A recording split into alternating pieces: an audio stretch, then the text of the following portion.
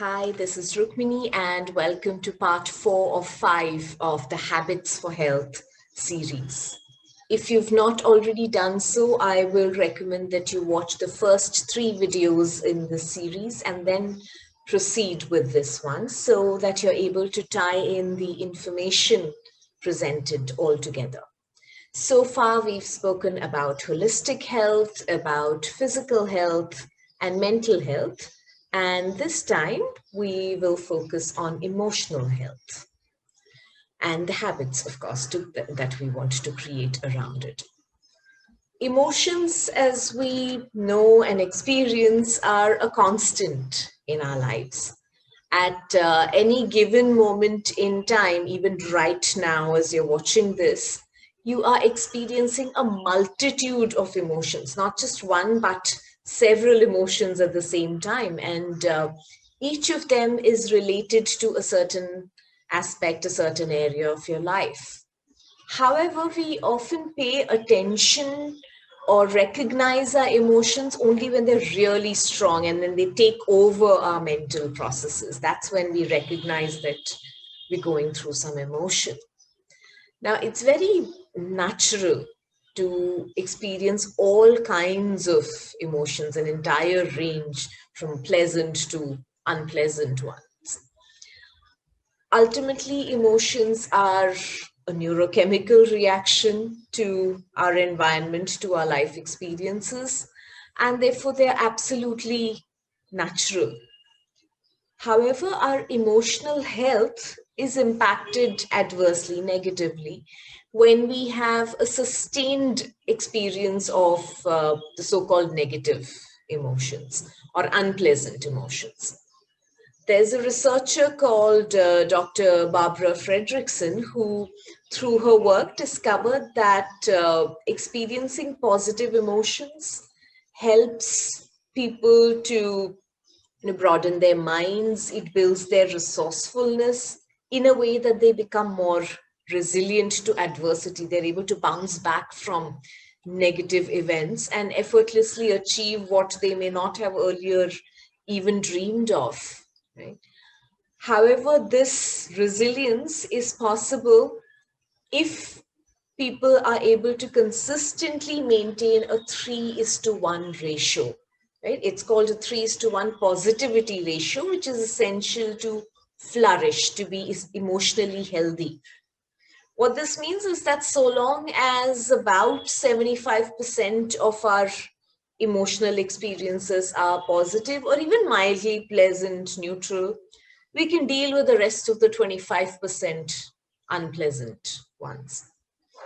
And when we do have to deal with those unpleasant ones, it's important for the sake of our mental emotional health to get into a habit of identifying what's the positive value behind a negative experience that a negative emotion that I'm going through. And trust me, all of them, even the most depressing ones, have a positive value. We see some examples here on the screen. For example, whenever we experience sadness, it's usually because we're struggling to accept a certain reality in our lives.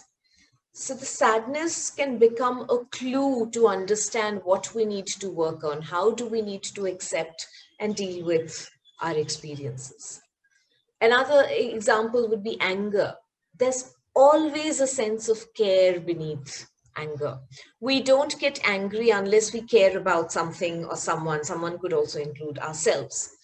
And when that care is violated in some way, then we get angry. If you're able to use that anger to focus back on what we care for, then we would have derived positive value out of it.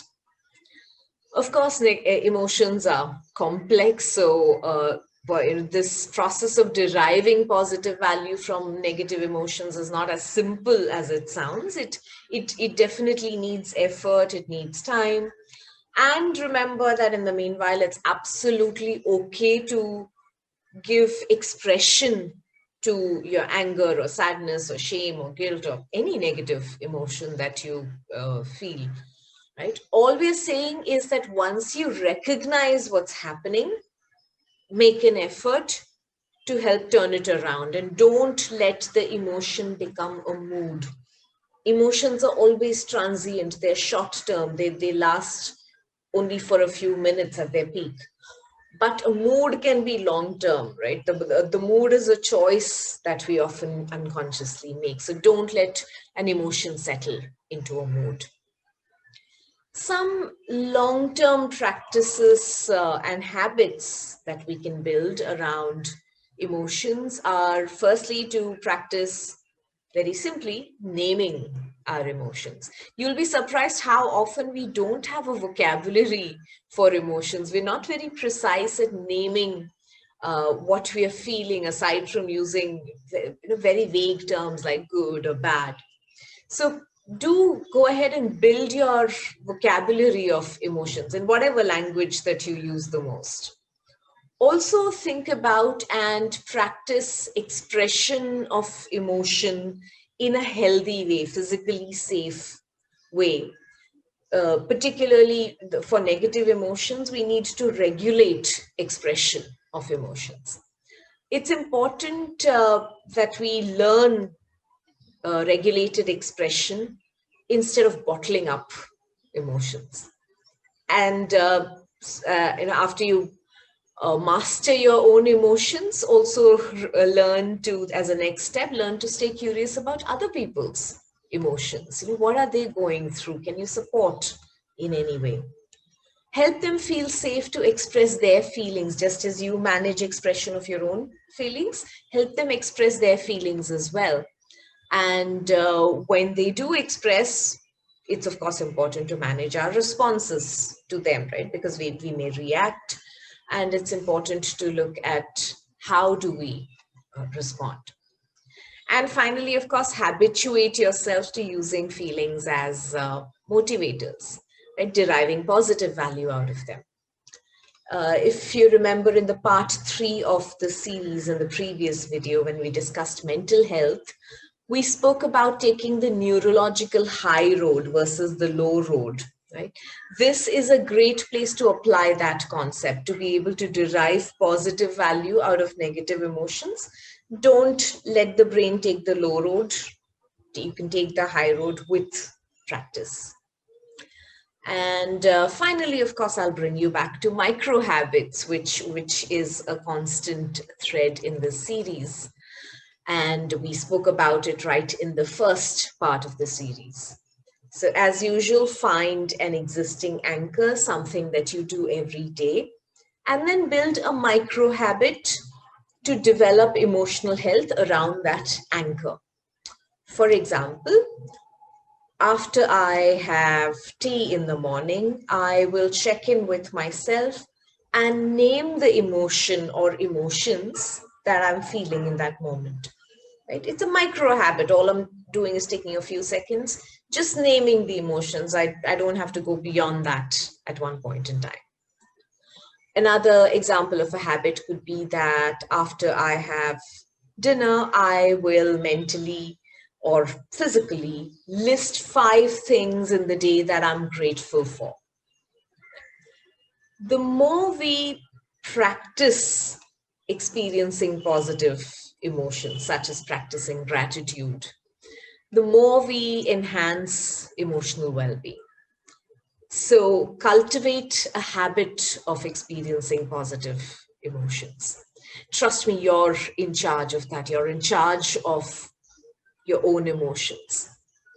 And in the next video, in the last of the series, we will talk about building habits for spiritual health. So do watch out for that. Help Talks are daily health-related talks held at Health Education Library for People, Mumbai, India.